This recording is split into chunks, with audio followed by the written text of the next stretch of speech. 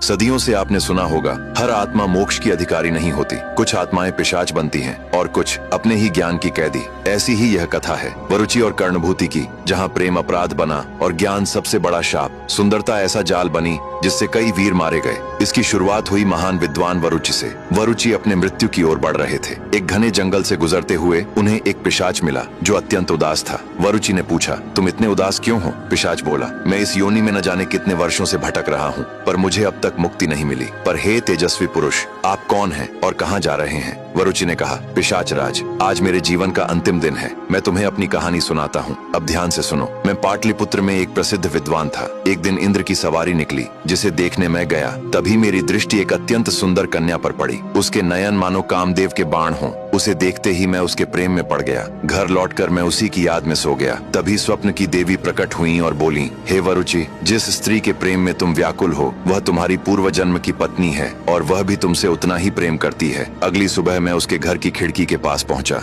मैंने प्रेम पत्र लिखा और पास के वृक्ष पर रहने वाली गिलहरी से विनती की कि वह यह पत्र सुंदर कन्या उपकोषा तक पहुंचा दे। गिलहरी पत्र लेकर खिड़की से उपकोषा तक पहुंच गई। पत्र पाकर उपकोषा बाहर आई। उसकी आंखें गवाही दे रही थीं कि वह भी मुझसे प्रेम करती है। लेकिन मैंने चोरी छिपे प्रेम पाने के बजाय उसके माता पिता से मिलने का निश्चय किया और उसकी माँ को सब स्पष्ट बता दिया। मैं प्रसिद्ध विद्वान था, इसलिए वे विवाह के लिए सहर्ष तैयार हो गए और हमारा विवाह हुआ। कुछ समय सब सुखपूर्वक चला, पर तुम तो जानते हो, मनुष्य अधिक दिनों तक सुखी नहीं रहता। एक दिन मेरे गुरु के आश्रम में एक बालक विद्या लेने आया। वह मूर्ख था और सब उसका मजाक उड़ाते थे। इस अपमान से दुखी होकर उसने वर्षों तक भगवान शिव की कठोर तपस्या की। महादेव प्रसन्न हुए और उसे परम ज्ञान का वरदान दिया। लौटकर उसने मुझे चुनौती दी और मैं ही नहीं, सभी ज्ञानी उससे हार गए। यह पराजय मेरे हृदय को चीर गई। मैंने धन की देखरेख व्यापारी धर्मदत्त को सौंप दी और अधिक ज्ञान की खोज में पत्नी को छोड़ कैलाश की ओर चला गया। मेरी पत्नी उपकोषा अत्यंत सुंदर थी। वह प्रतिदिन संध्या को नदी में स्नान करने जाती थी।